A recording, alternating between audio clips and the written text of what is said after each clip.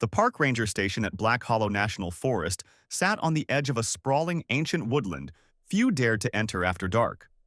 For years, rumors swirled among the local townsfolk of lights flickering between the trees, strange calls in the night, and people who went in and never came out. Most called them campfire tales. Ranger Ethan Wells knew better. He had worked the forest for 6 years, patrolling trails, rescuing lost hikers, and ensuring campers obeyed fire regulations. But things changed the day a new trail was discovered, one that hadn't been on any maps, GPS systems, or even satellite imaging. A ranger intern named Jess found it while doing soil samples just east of Lost Elk Ridge. It looked wrong, she'd said, her voice trembling, like it didn't belong there. Ethan went to check it out. The trail was narrow, flanked by unnaturally tall pine trees with bark as black as pitch and needles that rustled without wind. The temperature dropped 5 degrees the moment he stepped onto it. A creeping sense of being watched took root in his gut. He returned that evening, locking the station doors behind him. "Don't go back," he told Jess. She didn't ask why. 3 nights later, a hiker named Peter Langston failed to return from his solo trek. His planned route should have kept him well away from the ridge, but his GPS, retrieved from the base of a tree, showed he'd veered toward the unmarked trail. Ethan reviewed the logs. Langston's last entry, recorded via voice memo, was chilling. "Something's whispering. Thought it was wind." "It's not. Trees are talking. I hear them. Can't seem to turn around." Ethan took a search team the next morning. By noon, they'd found Peter's shredded backpack. By dusk, they found the first body part. It was his right hand, wrist up, middle finger pointing toward the trail. The search was officially called off the next day, but Ethan didn't stop. He became obsessed. Every night he'd drive out and sit by the edge of that black pine corridor, listening. Sometimes he heard the whispers, low, unintelligible murmurs threading through the air like smoke. Other times, it was dead silent, the kind of silence that screams in your ears. One night, he brought a recorder, played it back at home. At first, just wind and rustling, then something else, beneath it all, like a second audio track. "We see you." Ethan dropped the recorder. The voice had been right behind him, but in the playback, he'd been alone. Ranger Jess resigned 2 days later, citing mental fatigue. Before leaving, she handed Ethan a small journal. Inside were sketches of the trail, symbols carved into the trees, and phrases like, "Don't answer them," and "They're not trees." Ethan noticed something odd in her drawings. Faces, barely visible, shaped in the bark. Distorted human expressions etched into the trunks. Eyes too wide. Mouths agape in silent screams. That night, he returned alone. He passed through the barrier of dark pines. After 50 yards, the forest changed. The trees leaned inward like watching sentinels. The moonlight failed to penetrate the canopy. The trail underfoot felt spongy, like rotting carpet. And the whispers. They were constant now, urgent, pleading, calling his name. "Ethan!" He spun around. No one there. "Ethan!" Again, closer. A figure appeared between 2 trees. Female, long hair. Tattered ranger uniform. "Jess?" he asked. The figure didn't move. Just stared. Then it smiled. An inhuman stretch that reached both ears. Its head twitched, neck cracking sideways like a broken hinge. The mouth opened wide. The voice that came out wasn't Jess's. "We remember you." Ethan ran. The forest pulsed around him, trees shifting, roots grabbing at his boots. Faces bloomed from the trunks, wailing silently. Hands, real hands, extended from within the bark, reaching. One brushed his shoulder, and for a moment, his mind filled with foreign thoughts. Memories of being buried, of stretching roots through screaming soil, of becoming wood. He made it out. Barely. Collapsed outside the tree line, Ethan crawled to his truck. He never told the station what happened, but he started drinking heavily, woke up with pine needles in his bed, scratches on his arms.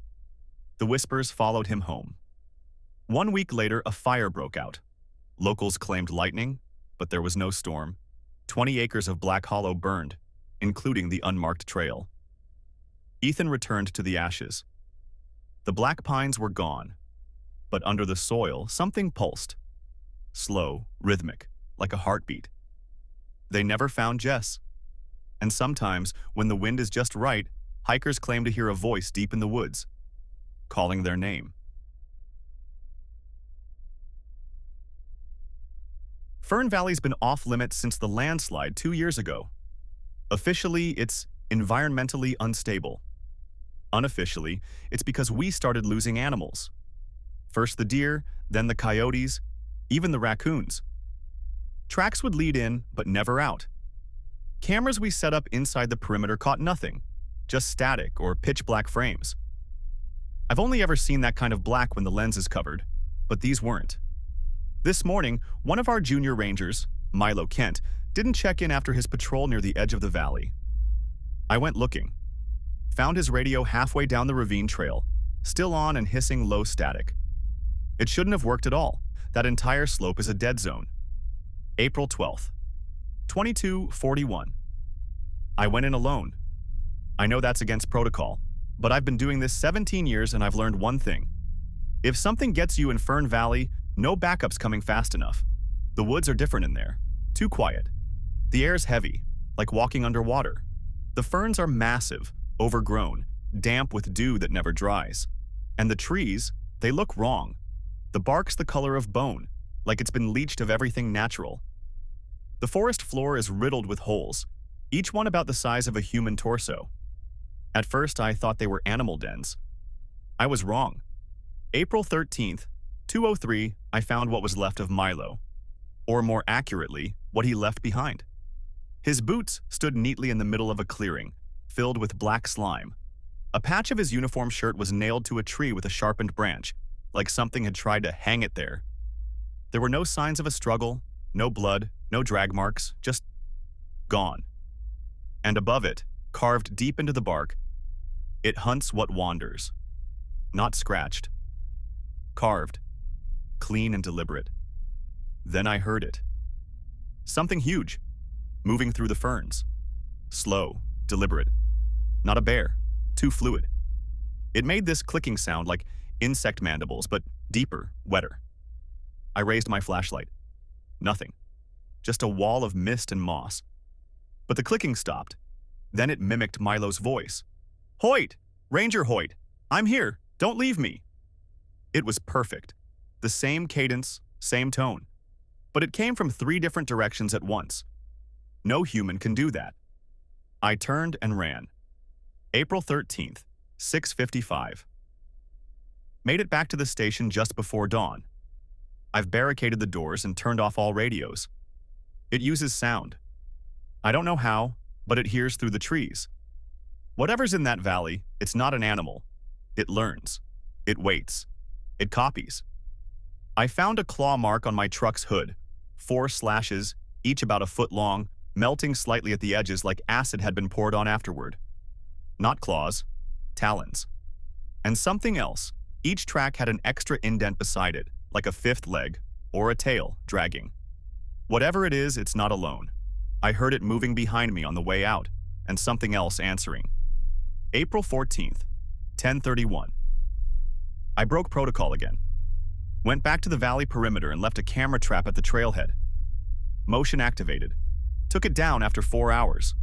Only 1 frame recorded. A creature, mid-step, partially visible in the mist. 8 feet tall, maybe more. No eyes. Skin like damp bark, layered and cracked. Long limbs bent backward at the knee, like a spider, but broader. The head was all mouth, vertical, lined with thin, needled teeth like a sea lamprey. No nose, no ears, and what looked like fingers hanging from its neck. Human fingers, strung like trophies. On the back of the photo, when I printed it, a message appeared in faint scratches. Don't listen. April 15th, 3:10. There were footsteps on the roof tonight. Slow, pacing, then tapping at the window. Deliberate, rhythmic, like Morse code. When I ignored it, it called my name again. First as Milo, then as my late mother. I almost opened the door. I don't know how long I stood there with my hand on the knob before snapping out of it. It's in my head now. That thing doesn't just kill. It gets inside you, like a rot in the brain. Makes you forget what's real. Makes you want to come to it. April 16th. 12 o'clock, I filed a full report to HQ. They won't believe it. They'll call it stress, isolation, sleep deprivation. But something ancient lives in Fern Valley. Something smart, predatory, patient. And it's not contained. Last night, I found a fresh set of footprints outside the station. Not boot prints, bare feet, human-sized. But each toe had claws and the heel was missing entirely. Whatever it is, it's learning to leave. Final note, April 17th, 2:19. If you're reading this, stay out of Fern Valley. If you hear someone you know calling from the trees, don't answer. If it looks human, but the forest goes silent, run. And if it speaks in your own voice, you're already dead. Because the thing in Fern Valley doesn't just hunt, it replaces.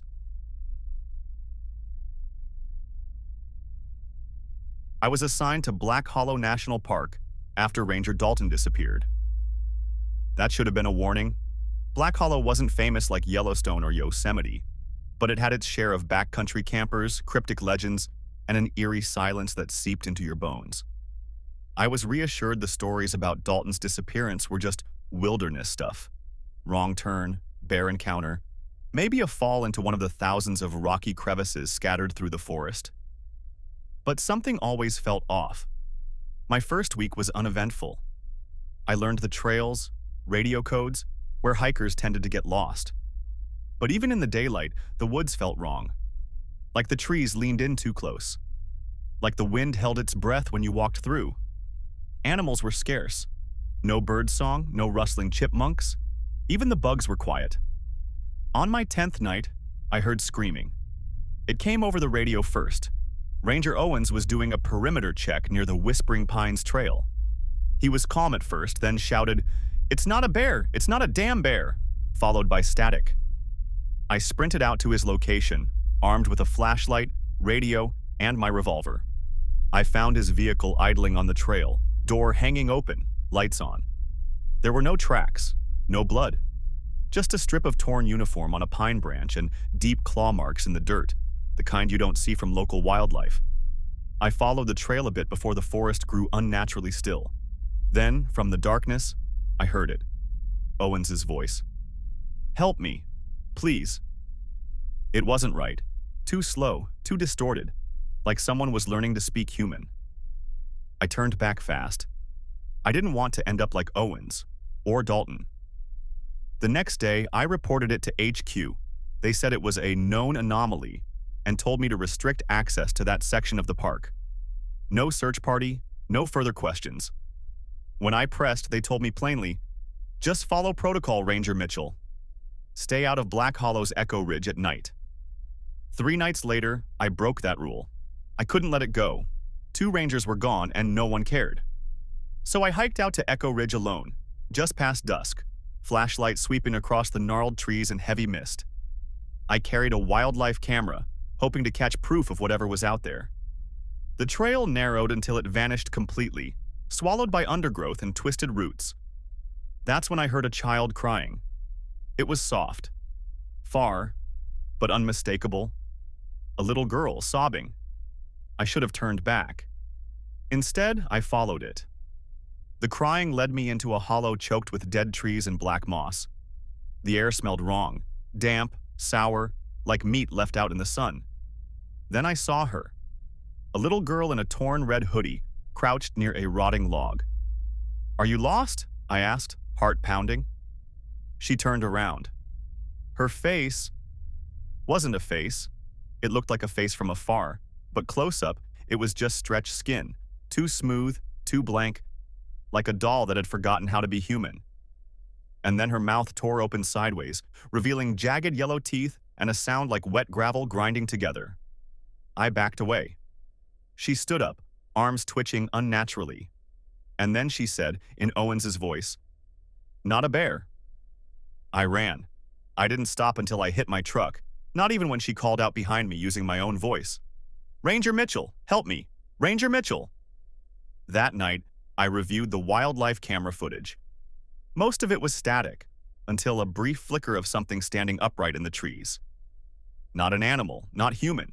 Its limbs were too long, head tilted, watching, learning. I turned it in to HQ. The next day, they confiscated the footage, revoked my access to Echo Ridge entirely, and told me I was being monitored for stress-induced hallucinations. They knew. They knew something lived in that forest, and they let us patrol it anyway. I was told to take 2 weeks mandatory leave. I didn't.